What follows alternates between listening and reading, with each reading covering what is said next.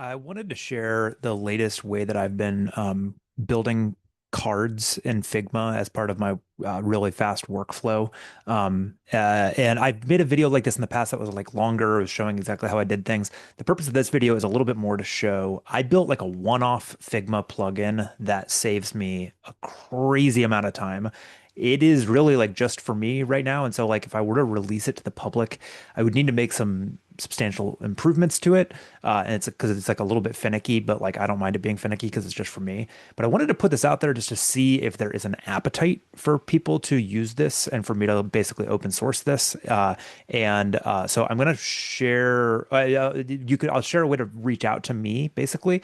But if this is something that would be useful to you, I'm happy to just share the code as it is right now, and happy to like give you access to this Figma plugin, as long as you're okay with a little bit of jank. And if it is something that would be useful for you in the future and you're like, hey, I really wish this was like a little bit more polished, I'm ready to go, let me know.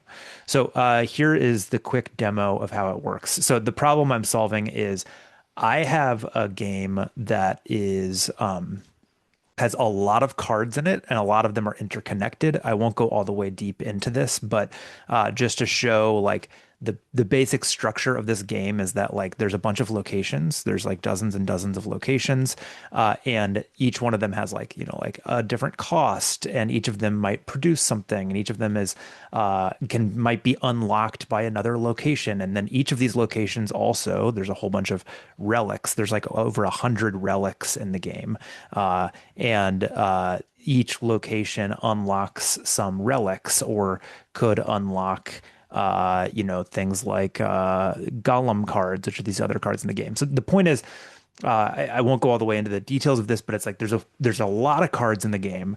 There's a few different kinds of components, and also each of them is very interconnected. Where the way for me to manage that complexity right now is in a Google Sheet. I really like Google Sheets. It's where I like to live. It's how I like to do a lot of my work because it's just sort of like visual and it's all out there, and I can just have a formula here that's like, hey, make sure you tell me the number of every relic that is, unlocked by the cavalry, right? Okay, that's like the shape of my data because I really like Google Sheets. I think a lot of other board game designers might be similar. And so this is how I have all my stuff laid out.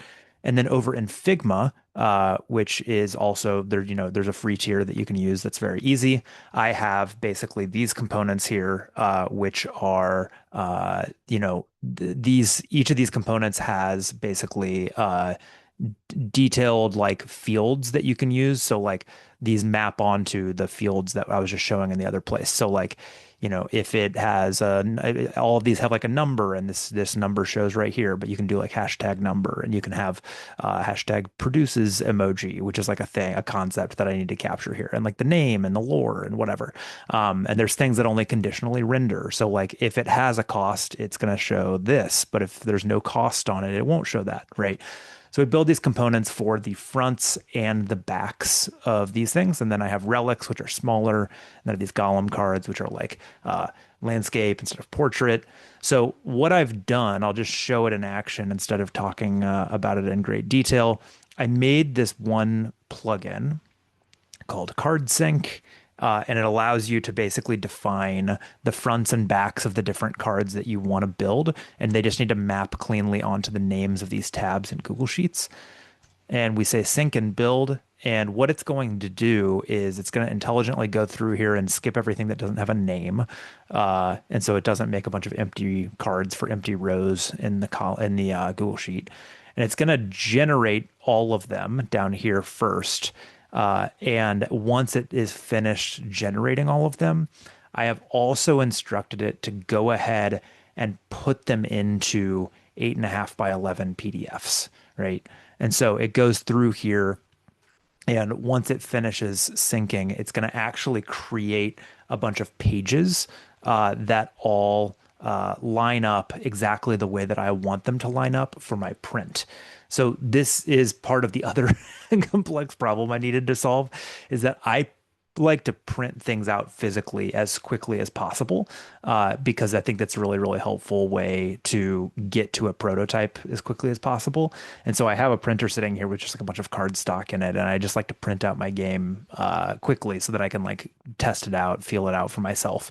And so the hard thing is that a lot of these cards have unique backs. And so I have set up this card sync thing to not just make me a bunch of 8.5 by 11 PDFs that line up perfectly, but also they set up the backs of the cards so that I can just basically print out all the faces, flip them around in my printer, and then print out all of the backs. And it's really easy and simple. So it looks like it has finished here. It has.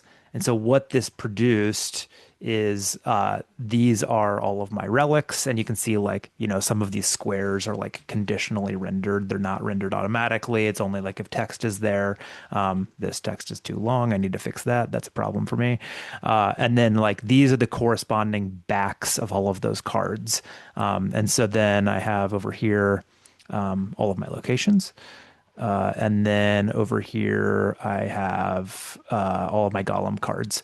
So then also on this plugin, you can come back in here and card sync, and you can export print PDFs. And what that does is it condenses them. I guess I could just do it.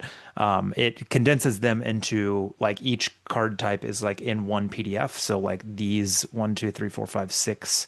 These are 6 pages of location fronts, and then this is like 6 pages of location backs. So those each will be like a PDF that is 6 pages long, and that way it just like totally shortcuts my printing process, and makes it so that the second that my Google Sheet is like happy and good, and I've made all the changes I need to make, I basically just come over here. I run my plugin. It takes a couple minutes to run. I have these PDFs and I can just hit print and I have the confidence that it just works. This would probably need to work a little bit differently if you were doing it in like Tabletop Simulator. If you wanted to export to Tabletop Simulator, or export in a way that's like Tabletop Simulator friendly, which I used to prototype a lot in there during COVID. You would need to do it, like configure it a little bit differently. And so like you could probably, even if you are tech savvy, you could just take my code and be like, hey, Claude, change this so that it like outputs something different than this PDF, and like it would probably figure it out pretty quickly. But anyway, this has been incredibly helpful for me, and it has saved me so much time. And I'm really happy with it. And if this is useful to you, let me know. Maybe I'll open source it and put it out for the public.